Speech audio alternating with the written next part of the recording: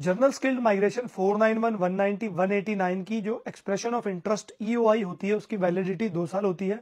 Now depending upon the state आपको ROIs हर financial year में लगानी पड़ सकती है, टाइम टू टाइम चेंज करनी पड़ सकती है।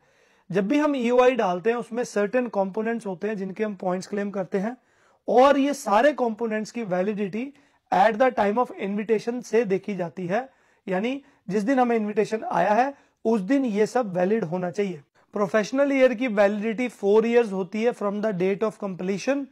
नाटी की वैलिडिटी 5 इयर्स है अगर आपने वो टेस्ट 9 अगस्त 2022 के बाद दिया है, अगर उससे पहले दिया है तो 3 साल है।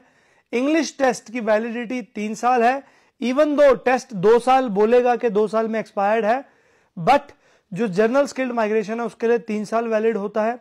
स्किल असेसमेंट आपकी 3 साल वैलिड होती है अनलेस जो असेसिंग अथॉरिटी है उसने उससे कम टाइम फ्रेम स्पेसिफाई किया हो।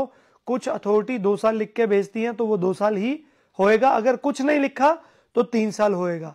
जो आपकी एज के पॉइंट है वो लॉक हो जाते हैं जिस दिन आपको इनविटेशन आता है।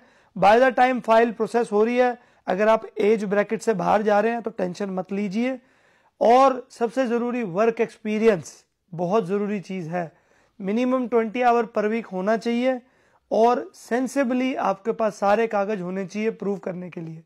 मेरी जरूरत है, I am available in bio immigration Sydney.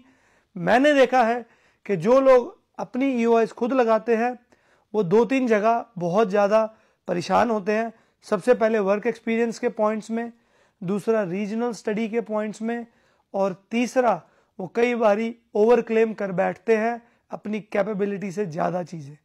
So please properly कहीं जाके EOIs डलवाया करिए।